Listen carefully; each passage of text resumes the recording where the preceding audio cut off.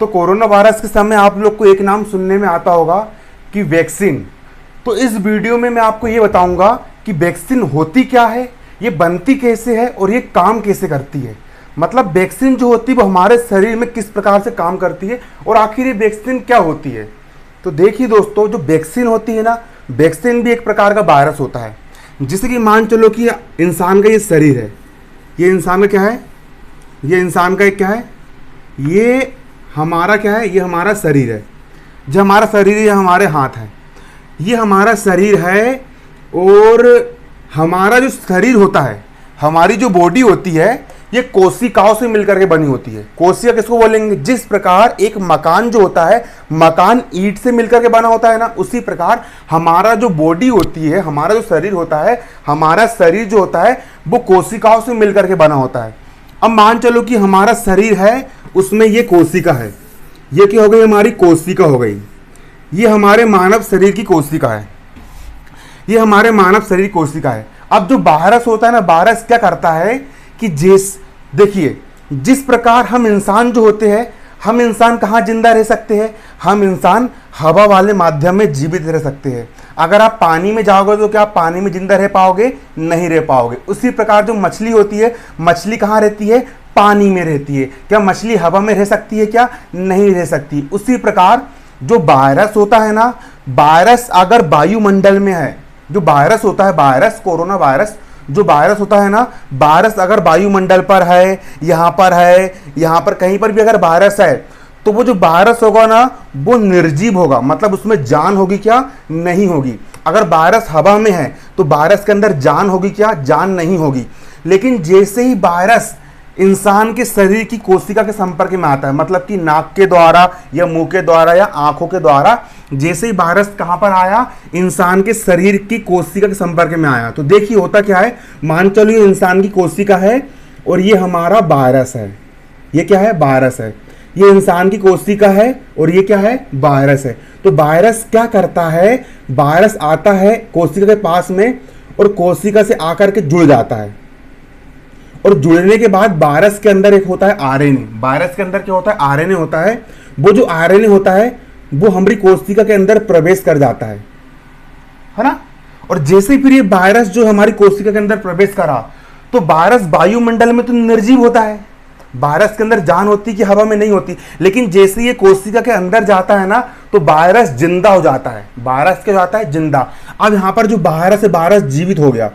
अब वायरस जीवित हो गया तो इंसान जिंदा होते, तो इंसान अपनी प्रजाति बढ़ाते हैं ना, शादी करके। उसी प्रकार जो वायरस है, वायरस फिर क्या होते हैं? 1 से 2 हो जाते हैं, फिर 2 से 4 हो जाते हैं, फिर 4 से फिर 8 हो जाते हैं।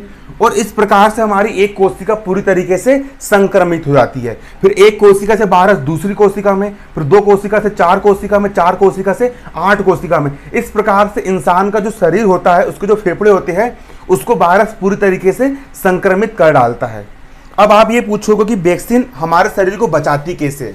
तो देखिए दोस्तों, जो वैक्सीन होती है ना, वैक्सीन हमारे शरीर को नहीं बचाती है। हमारा जो ब्लड होता है, हमारा शरीर का जो खून होता है ना, हमारे खून में एक लाल रक्त कर्णिकाएं होती है और एक सफेद श्वेत रक्त कर्णिकाएं होती है। तो जो श्वेत रक्त कर्णिकाएं होती है हमारे खून में, वो एक प्रकार से सिपाही का काम करती है। तो क्या होता है? देखिए, होता ये है कि जैसे ही वायरस हमारे शरीर के अंदर घुसा, जैसे ही वायरस ने हमारे शरीर के अंदर प्रवेश करा, तो अगर हमारे खून में जो श्वेत रक्त कर्णिका होती है, अगर उसने इसकी पहचान कर ली कि ये वायरस है, लेकिन वायरस क्या करता है? छुप के हमला करता है। वायरस की लाइट में नहीं आता है। वायरस को जो हमारे खून की जो वो होती है ना, श्वेत रक्त कर्णिका है, वो इस वायरस को पकड़ पाती है क्या? इस वायरस को पकड़ नहीं पाती है। तो वायरस छुप के घुस जाता है। मगर यदि हमारे शरीर की श्वेत रक्त कर्णिकाएं ने इस वायरस की पहचान कर ली कि ये वायरस और हमारे शरीर को हानि पहुंचाने वाला है, तो हमारा जो ब्लड होता है ना, हमारा जो ब्लड होता है वो एक प्रकार की एंटीबॉडी का निर्माण करता है। और वो जो एंटीबॉडी होती है ना, एंटीबॉडी एक दीवार खड़ी कर देती है। और ये जो दीवार होती है, ये दीवार इस वायरस को हमारी कोशिका से क्रिया नहीं करने देती। और इस प्रकार जब ये वायरस हमारी कोशिका से क्रिया नहीं कर पाता है तो ये वायरस कुछ दिनों बाद समाप्त हो जाता है और हमारा शरीर इस वायरस से सुरक्षित रह पाता है। तो ये जो हमारे खून में जो एंटीबॉडी बनती है ना, एंटीबॉडी किसको बोलेंगे? जिसकी शरीर की रोग प्रतिरोधक क्षमता अच्छी होती है, उनके शरीर में एंटीबॉडी जल्दी बनती है और अधिक मात्रा में बनती है। इस कारण वायरस उनको हानि नहीं पहुंचा पाता। अब वैक्सीन क्या करती है मालूम है? जो वैक्सीन होती है ना, वैक्सीन एक प्रकार का वायरस होता है। वैक्सीन क्या होता है? एक प्रकार का वायरस होता है। अब देखिए होता क्या है, आप लोगों ने एक नियम सुना होगा कि जहर ही जहर को काटता है, लोहा ही लोहे को काटता है। और जो सांप के जहर की जो दवाई होती है ना, वो सांप के जहर से ही बनती है। उसी प्रकार जो वैक्सीन होती है ना, वैक्सीन वायरस से ही बनती है। अब देखिए क्या होता है, आपको मैं पूरी प्रक्रिया बता रहा हूं, आप तुरंत समझ जाओगे। देखिए, जैसे कि जो हमारा जो वायरस है, जो अपना वायरस है, तो वायरस को क्या करते हैं? वायरस को निष्क्रिय कर देते हैं। निष्क्रिय कर देते मतलब कि वायरस को कमजोर कर देते। जो वायरस होता है ना, वायरस में एक प्रकार का लिक्विड मिला करके या कुछ केमिकल मिला करके उस वायरस को कमजोर कर देते हैं। अब जब वायरस कमजोर हो जाता है, जब वायरस निष्क्रिय हो जाता है, तो उस निष्क्रिय वायरस को ही वैक्सीन कहा जाता है। अब आप बोल लो, अब देखिए, अब जैसे कि वायरस निष्क्रिय हो गया, वायरस कमजोर हो गया, जब उस कमजोर वायरस को इंसान के शरीर में प्रवेश करवाते हैं तो वो जो वायरस कमजोर रूप में है, तो ये जो वायरस होता है हमारे शरीर को हानि नहीं पहुंचा पाता। क्यों नहीं पहुंचा पाता? क्योंकि ये कमजोर रूप में होता है। कमजोर रूप में होता है ना, हानि पहुंचा पाता है क्या? नहीं पहुंचा पाता।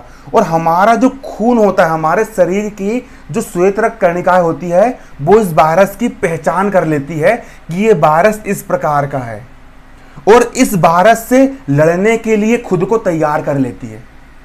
अगर देखिए, अगर इंसान के शरीर में वैक्सीन नहीं लगाई गई है और अगर डायरेक्ट वायरस घुस जाता है तो वायरस को रोक पाना बहुत कठिन होता है। लेकिन अगर उस वायरस का छोटा सा नमूना जो कि कमजोर है, अगर वो शरीर में पहले ही प्रवेश करा दिया जाए, स्वस्थ व्यक्ति के शरीर में जो वैक्सीन है, जो वायरस का जो कमजोर रूप है, निष्क्रिय रूप है, अगर वो पहले ही प्रवेश करा दिया जाए तो क्या होता है कि हमारा जो खून होता है, हमारे शरीर की जो श्वेत रक्त कणिकाएं होती है ना, उस वायरस से लड़ना सीख जाती है और इस वायरस के प्रति एंटीबॉडी का निर्माण कर लेती है। और जब हमारे शरीर में एंटीबॉडी बनने लग जाती है इस वायरस के प्रति, तो कल को जब असली का वायरस आता है तो उस असली के वायरस से लड़ने के लिए हमारा जो शरीर होता है ना, वो सक्षम बन जाता है। इस प्रकार वैक्सीन काम करती है। आप लोगों को पता, और इस वैक्सीन की जो खोज है ना, एक प्रकार से इंडिया में हुई थी। आपको पता है क्या हुआ था कि यूरोप में एक समय चिकन पॉक्स नाम की बीमारी बहुत भयंकर की फैली हुई थी। लाखों लोग की वहां जान जाती थी। अब एक अंग्रेज कहां पर आया? एक अंग्रेज भारत आया और भारत आकर के अंग्रेज ने देखा कि यार यूरोप में तो कई सारे लोग मर रहे हैं वायरस से। जो छोटी माता होती है ना, उस वायरस से कई लोग मर रहे हैं, चिकन पॉक्स से कई सारे लोग मर रहे हैं, लेकिन भारत में साला कोई मर ही नहीं रहा है।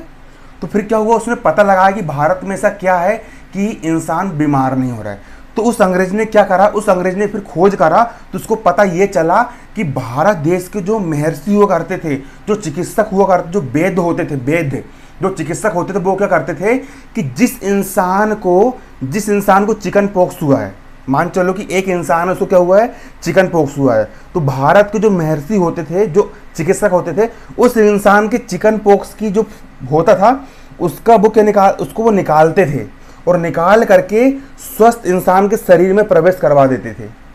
तो होता क्या था कि उस संक्रमित व्यक्ति से इनने वायरस को निकाले और किस में डाल दिए? स्वस्थ इंसान के शरीर में डाल दिए। तो जो स्वस्थ इंसान था उसको 2 दिन तक बुखार रहता था और बुखार रहने के बाद क्या होता था कि उसका जो शरीर होता था उस वायरस से लड़ने के लिए एंटीबॉडी डेवलप कर लेता था और उसको फिर जिंदगी में कभी भी चिकन पॉक्स होता था क्या? नहीं होता था। क्यों नहीं होता था? क्योंकि उसका शरीर जो होता था उस वायरस से लड़ने के लिए सक्षम हो जाता था। तो इस प्रकार से अंग्रेज के दिमाग में आया कि जिस प्रकार से इनने एंटीबॉडी बनाया है तो इसी को इन्होंने वैक्सीन नाम दी और इस प्रकार से वैक्सीन मतलब शुरुआत इंडिया से हुई थी। और इसके पहले भी क्या होता था कि एक चंद्रगुप्त नाम का एक बहुत बड़ा राजा हुआ था और उनके जो गुरु थे उनका नाम चाणक्य था। आप चाणक्य नीति पढ़ते हो ना, तो चाणक्य ने क्या किया था? चाणक्य ने चंद्रगुप्त मौर्य को रोज जहर पिलाता था। जहर कितना? बहुत छोटी मात्रा में। तो धीरे धीरे क्या हो, चंद्रगुप्त मौर्य सूक्ष्म मात्रा में जहर लेता गया और एक कंडीशन ऐसी आई कि उसका शरीर जहर के प्रति रोग प्रतिरोध क्षमता विकसित कर लिया। और जब चंद्रगुप्त मौर्य को असली के सर्प ने काटा था तो उसको कुछ भी असर नहीं, कुछ भी असर नहीं हुआ। क्यों असर नहीं हुआ? क्योंकि उसकी जहर के प्रति प्रतिरोधक क्षमता विकसित हो चुकी थी। इस प्रकार यहाँ पर वैक्सीन काम करती है। उम्मीद करता हूँ कि आपको समझ में आ गया होगा। धन्यवाद। जय हिंद, जय भारत।